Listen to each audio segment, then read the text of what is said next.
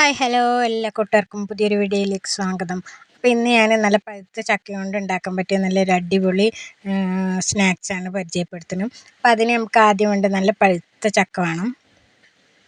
എന്നിട്ട് അതിൻ്റെ കുരുവൊക്കെ കളഞ്ഞ് ക്ലീൻ ചെയ്ത് കഴുകിയെടുക്കുക. എന്നിട്ട് അത് നന്നായിട്ട് വേവിക്കുക.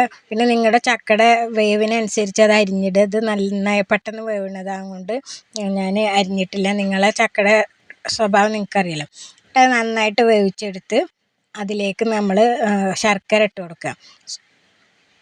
അത് കഴിഞ്ഞ് ശർക്കരയും ഇതും പാടെ നന്നായിട്ട് വെന്ത് വരുമ്പോൾ നമുക്ക് അത് വാങ്ങിയെടുത്തിട്ട് അതിലേക്ക് അരിപ്പൊടി ഇട്ട് കൊടുക്കുക.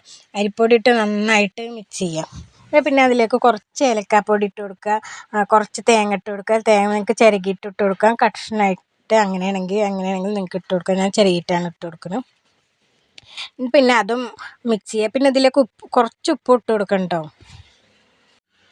എന്നിട്ട് വീണ്ടും തേങ്ങ ഇട്ടിട്ട് വീണ്ടും ഇതിങ്ങനെ മിക്സ് ചെയ്ത് എന്നിട്ട് അത് നല്ല എല്ലായിടത്തേക്കും ഈ തേങ്ങയും ഏലക്കായ്പ്പൊടിയും ഒക്കെ എല്ലായിടത്തേക്കും ആകുമ്പോൾ നമ്മളൊരു പാത്രം അടുപ്പത്ത് വെച്ച് അതിലേക്ക് ആവി കയറ്റാൻ വേണ്ടിയിട്ട് ആവി കയറ്റുന്ന പാത്രത്തിൽ ഇതിൽ പരത്തി വെക്കുക. എന്നിട്ട് അതിൽ കുറച്ച് എണ്ണ തടവിയിട്ട് വെക്കണം കേട്ടോ. പിന്നെ അതിൻ്റെ മേലെ കുറച്ച് ഒരു 2 ഡ്രോപ്പ് എണ്ണ ഒഴിച്ച് കൊടുക്കുക.